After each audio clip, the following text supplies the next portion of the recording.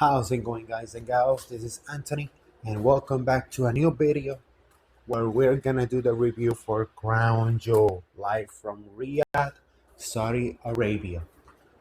A show where we have some good, we have some bad, but there was no in between. There was no in between. So let's see the good and the awful. And remember, if you like this type of content, remember to like, comment, share, and subscribe. So without further ado, let's jump right in.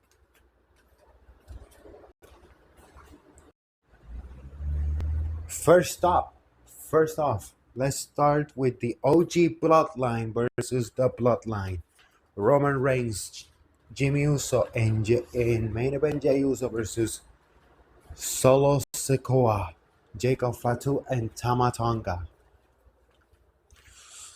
Okay, man, this is like literally the first real bad bloodline match that we've had in this 4 year angle, and I'm gonna blame it on two people: Jimmy Uso and Solo Sikoa.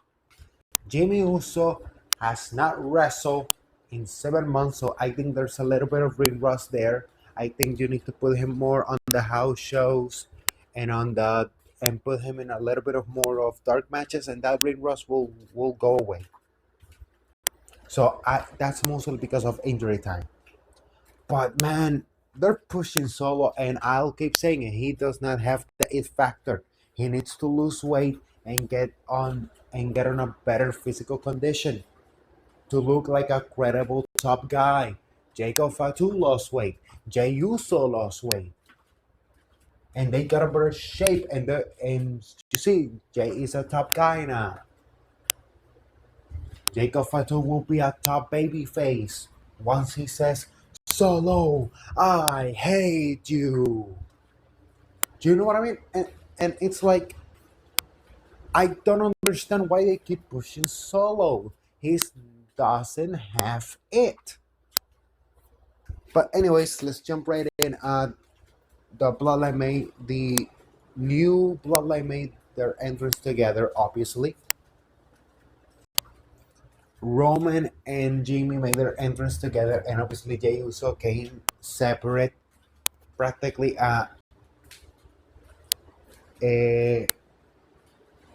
giving strength to the promo that he gave the previous episode, the day before on the tape episode of SmackDown, where he said, like, we are all equals. And obviously I think the story of this match was Roman needs to be humble, and Roman needs to be humble. Obviously, when the crowd started chanting for Roman gave the hand to give the tag. Jay tagged Jimmy. Great Uso teamwork, like always. There's no problem there. And then Jacob Fatu is just amazing. Tama Tonga is great. I don't have any complaints for those guys. They always get the job done. Jay, the same as always. He always gets the job done. And then they attacked Jimmy. Jimmy was getting the heat. Then Jay got the heat. And then when Jimmy was knocked out on the outside, Jay had to do the hot tag, and he had no choice but to tag in Roman.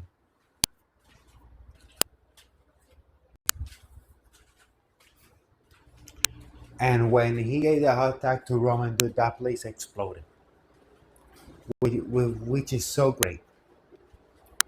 And obviously, as you know, in every Bloodline match, the ref gets knocked down.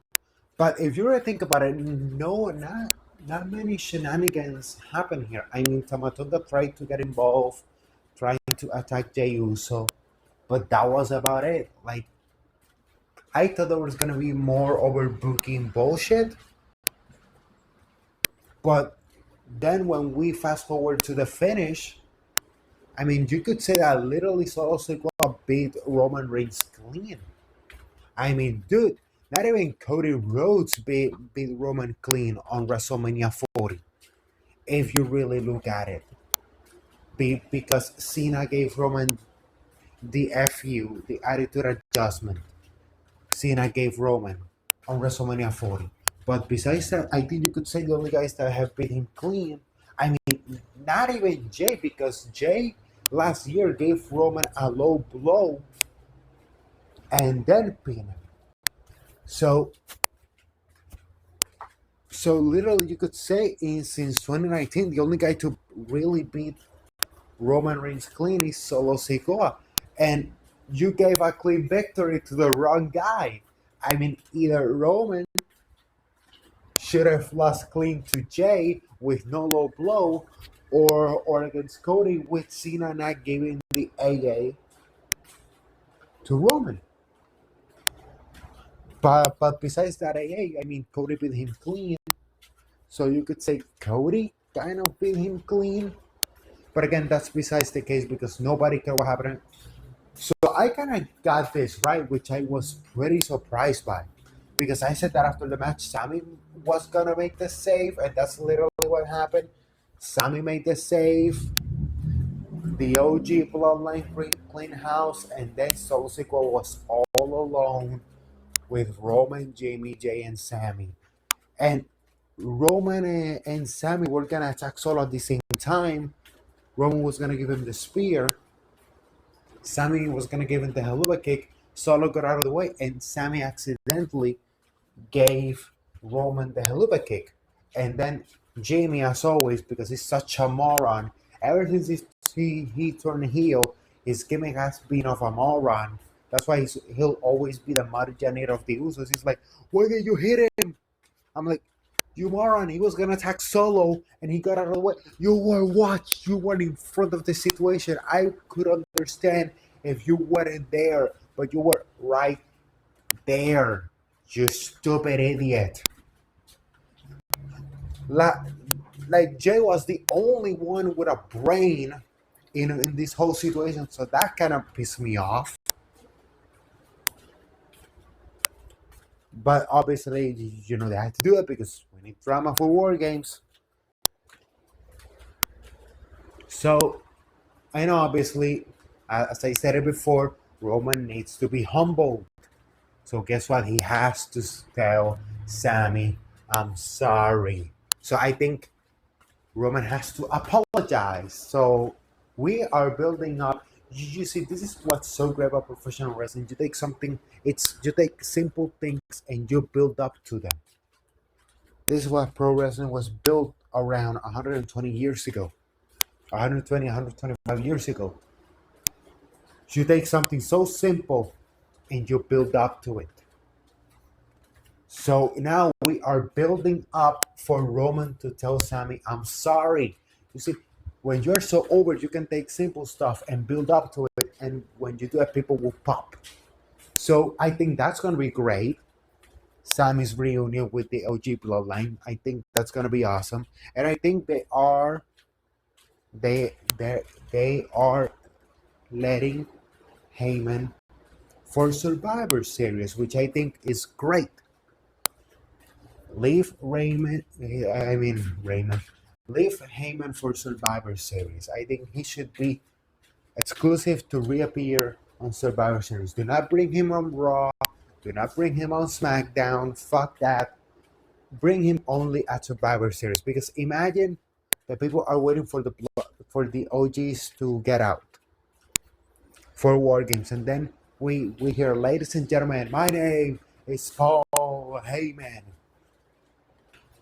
I think that's going to be great and amazing, incredible, excellent. Man, and we spent almost 10 minutes talking about this match. God damn. So that's all my thoughts on this match. Let's go to the next one.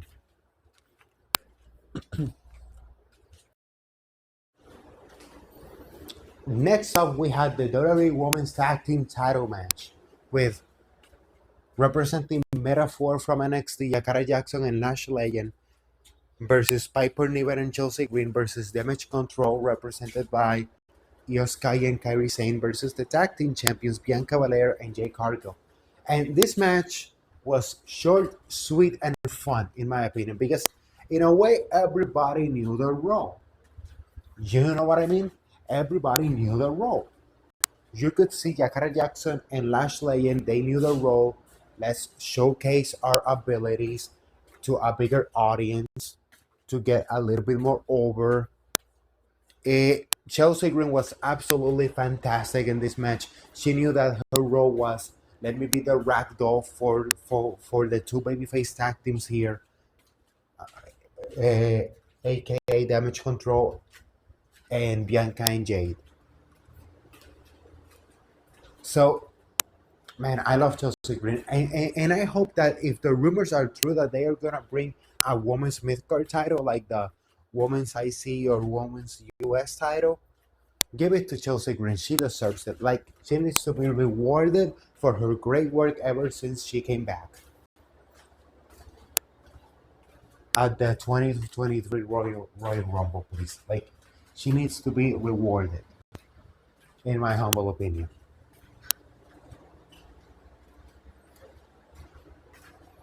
Obviously, Io Sky and Kairi Sane, they were flying. Obviously, Bianca with her strength and athleticism combination. Jay Cargill looked great here. And obviously, we had that little face off between Lashley and Jay Cargill, which made me go, hey, I want to see this match. Hey. I, I hope like a year from now, 2 years from now, we get that match and it's going to be money. They're going to be printing money with that match. One spot that I really like it, and it was from Jakara Jackson and Lash Legend, where they did that spot, which I don't know if it was who did they have on the electric chair drop. Who did Lash Legend had on the electric chair drop spot? I think it was Kyrie Sane, right?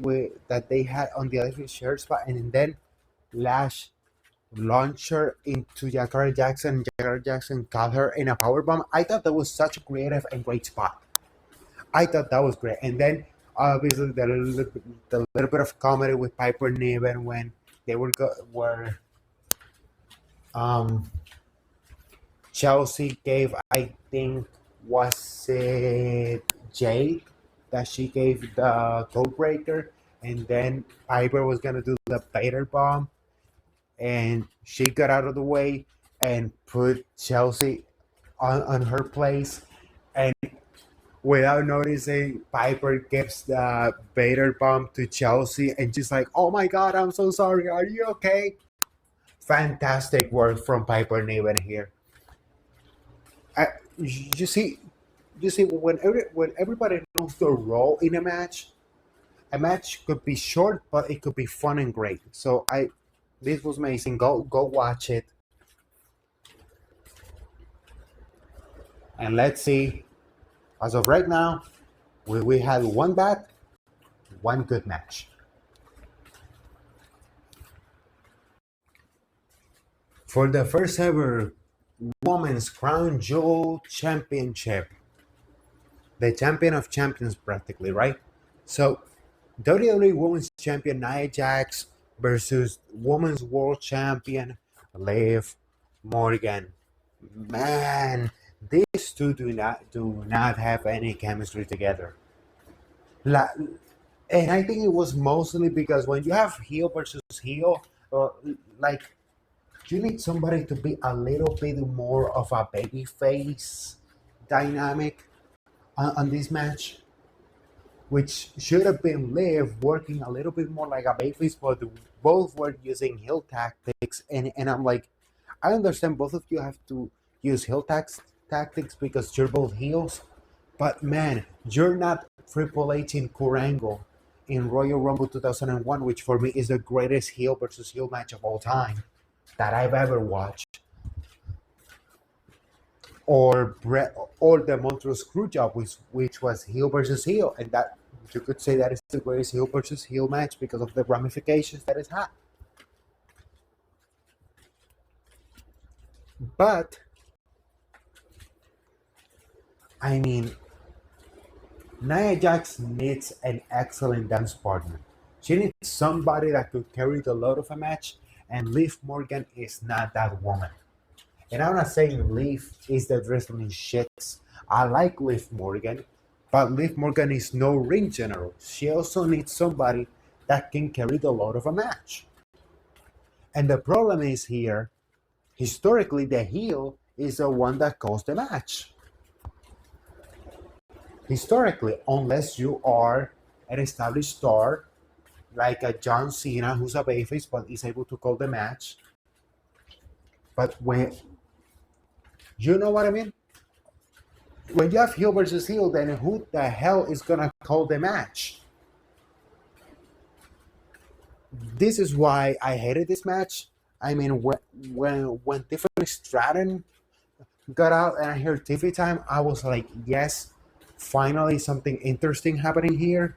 But then Raquel and Liv started bickering with Tiffany Stratton, and Nia Jax attacked Liv and Raquel, which got propelled into Tiffany, and Tiffany got knocked over, which I think that is was also part to build up for the eventual Tiffany Stratton face turn. Which, man, how many times are we gonna have these teases?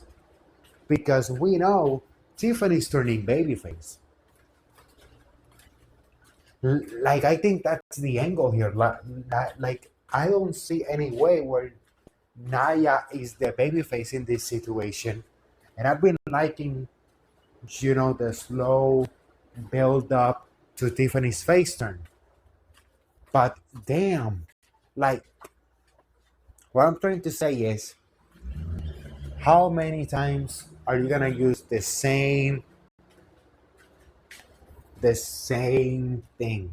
Tiffany comes out, this is a cash in. Naya Bakers, the other opponent gets distracted, someone drop, 1, 2, 3. Like, you can do it one or two times on separate occasions and it works, but when it's been every single pay-per-view that Naya's been in, like, it was SummerSlam, it was Bad Blood, now it's Crown Jewel, but this time it backfired on Naya instead of helping her. So I think that was a pretty nice twist for once. But do something different here to keep the fans interested for the eventual face turn. That's what I'm trying to say. And hey, for a newly turned babyface Tiffany Stratton, which better opponent than Charlotte Flair on WrestleMania 41? Bring back Charlotte as a heel, which, I mean, she's close to coming back. So I hope she's okay and can come back in time for Saturday night's main event. Because, I mean, is that where Naya and Tiffany are gonna have their match? Because I don't see any other way that this is, because I sure hope that this is not building up until Mania. Because you need, unless you are reserving, the only way I can see this extending up to WrestleMania is if the women's match for Saturday night's main event on December 14th, you are using the women's spot for Rhea and Liv one last time. If Rhea loses, she cannot challenge Liv for the title while she's champion. But if Rhea's orbital socket fracture takes longer than expected, pull the trigger. Build a new star on Tiffany Stratton on the babyface side. Because, goddamn, on SmackDown, besides Jade and Bianca, you don't have any other babyface. On the woman's side on SmackDown, that feels like a top woman in the company. Because, Liv was in that position and you turn her heel. So you need to turn somebody in return babyface. I mean, Mitchin, but for that to happen, you need to keep building Mitchin for a couple more months. For like 6 more months. You know what I mean? But if you are watching this show, if you are watching the replay, just skip this whole match or just skip to the finish. And obviously, Liv Morgan uses the distraction that Raquel and Dominic gave Naya, Oblivion, which looked horrible. 1, 2, 3. Liv Morgan is your first ever women's crown jewel champion. Triple H gives her the belt. They celebrate. Camera shot. And that's it. Horrible. Horrible. Horrible.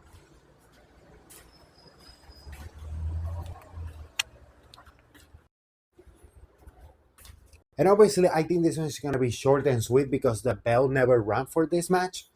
Randy Orton and Kevin Owens, while Randy Orton was doing his entrance, Kevin Owens attacked him with a chair. They brawled. They went they jumped over the barricade. They were fighting in the crowd. Security, the GMs were coming in to stop them. Kevin Owens was giving stunners to the security. Randy Orton gave Adam Pearce an RKO, which is a good reference because if you remember when he came back, he RKO'd Nick Aldis last year, remember? And Nick Aldis fined him $50,000. And when Randy gave Nick the check, Nick said, "This is $100,000. The fine is only $50,000." And Randy said, "That's for next time." So you build that up for the whole year. That little check comment, that little $50,000 fine comment, pays off a year later. So you see with this long-term storytelling by Triple H, it's amazing because everything that's said in a promo has a purpose. Everything that happens has a purpose, but obviously they brought through the crowd. Kevin Owens got the best of Randy and put him through a table, and then they went to a break. And that's literally about it. So maybe they're gonna go at it at Survivor Series, or they'll blow it off at Saturday night's main event. Let's see what happens. Seth Rollins versus Bronson Reed. Seth Rollins made his entrance, and then while Bronson was doing his, Seth Rollins got out of the ring and went after Bronson, which I thought was a really good touch because you're making Bronson feel like a threat, which I thought is amazing, and made the match feel more personal. I mean, one thing that I didn't like about this match, Seth, sell the tsunami, sell it. I understand you have ring rust because you've only had 2 matches in the last 7 months because of your meniscus injury, but Jesus, sell the tsunami. Don't get up too fast. Sell it. Scream, idiot, scream. I mean, just turn heel already, buddy. The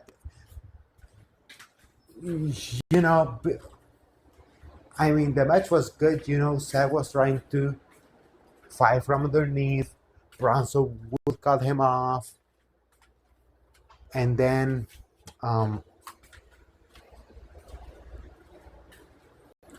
let's see here. Okay, how do I explain this? Where the wrong guy won out. Okay, let's jump right to the finish because just watch the match because there's little things that were done that I cannot explain, but if you watch the match closely, you'll be like, oh my god, that was pretty good. Let's jump right to the finish because I thought that was pretty interesting.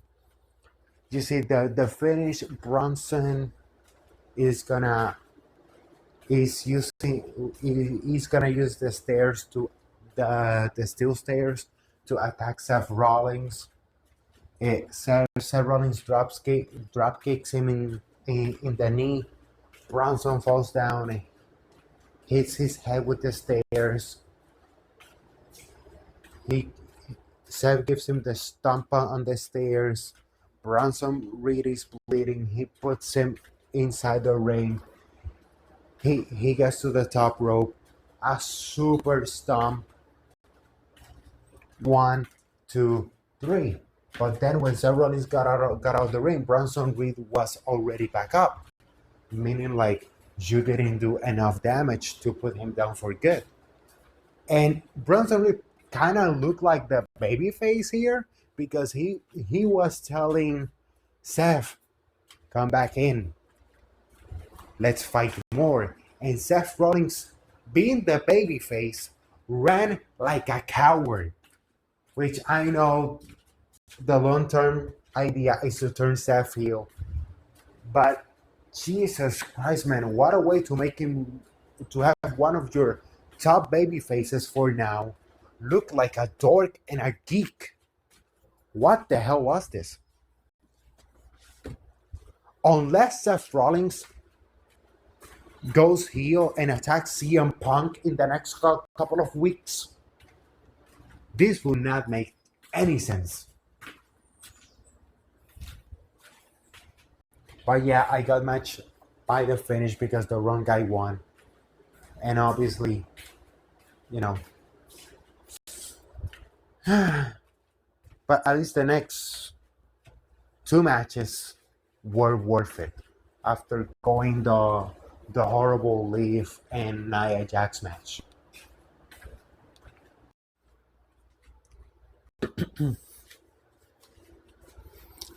And on the same main event, we have the triple threat match for the United States Championship. Carmelo Hayes versus Andrade versus LA Knight. Yeah. This match was fantastic.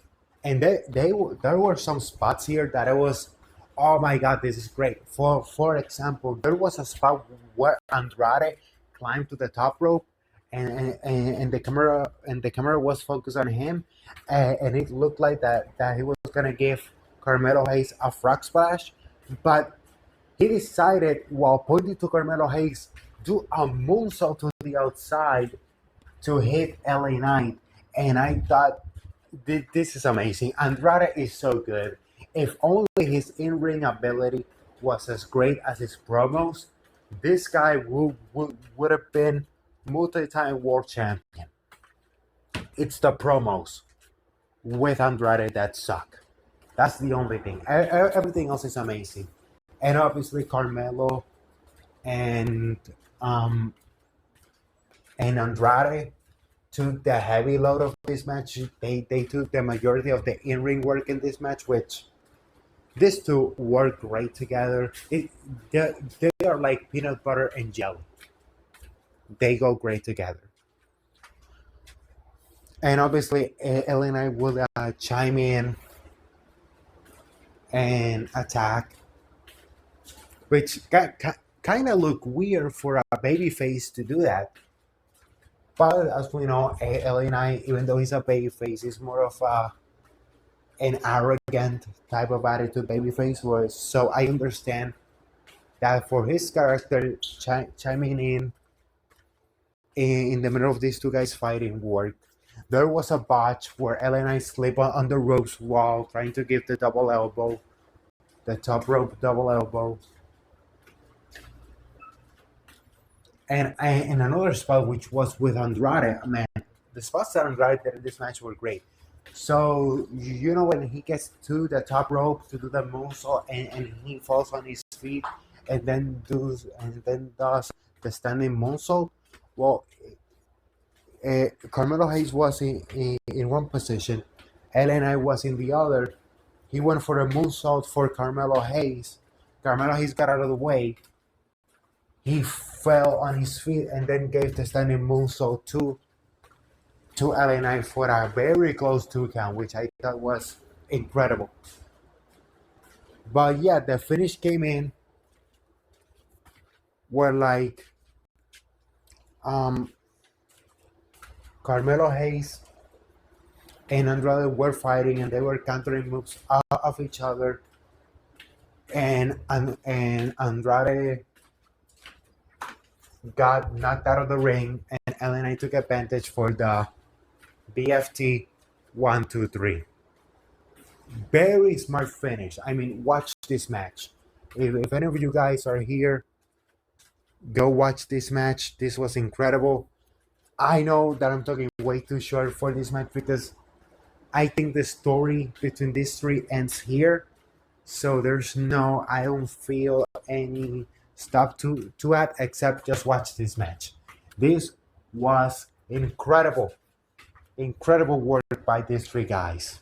Go watch it.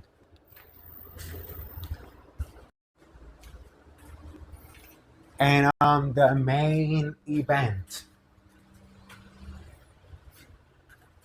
for the first ever Men's Crown Jewel Championship, WWE Champion Cody Rhodes versus World Heavyweight Champion Gunther. I mean, this match was excellent. And finally, something that I was complaining about on the predictions, Michael Cole said on commentary, 2 years in a row in the Royal Rumble, Gunther has eliminated Cody and Gunther wants revenge, which should have been a basis for this storyline between these two, but no, they went with pride. What the heck? You see, this is why I say Gunther being World Heavyweight Champion feels like the title is bigger than him. Like, it's as if the title does not make the man makes the title. And it feels like Triple H is trying to have the title make Gunther into a credible top guy. The problem with Gunther is that he does not have the marketability of a top guy because he said it on his promos. He doesn't care about media. He is a work rate guy, and that's it. Which, if your character is that, you are mid-card for life, buddy. The only advantage you have is that you are 6 foot something and 240 something pounds. If not, you would have been fired by now. That's the only thing. And Triple H likes you. That's it. If not, you would have been fired. But the match here was great between these two. Really good really good classic face versus heel dynamic. Cody's selling is great. Gunther being the dominant heel for most of the match. Cody, every time he tries to do a comeback, Gunther cuts him off. And then when Cody finally got the comeback after being chopped multiple times, he starts doing the bionic punches, the bionic elbow. This was amazing. And then by the time the finish happens,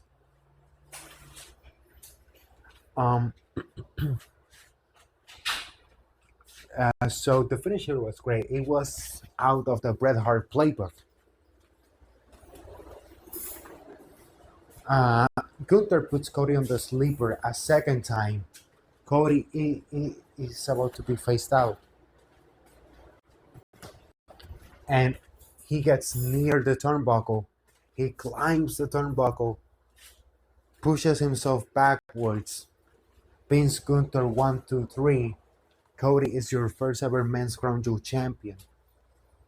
The people pop. Pyro goes off when Triple H presents him with the title. Him and Liv are in the ring with Triple H. Pyro goes off again. Gunther gives respect to Cody, and the show ends. So they gave us the heartbreak of the new bloodline winning so Cody could have the fairy tale ending here. I thought this show, from a 1 to 10 perspective, is a 6 because the Bronson Reed losing and the Liv versus Nia match took this show down a lot for me. I mean, guess what? I'll give it a 5 because the Nia and Liv match was awful. But as always, if you like this type of content, remember to like, comment, share, and subscribe. As always, this is Anthony signing off. Bye-bye. And remember, cherish moments with your family, bury hatchets, create beautiful memories because life's too short, but memory lasts a lifetime. Bye bye.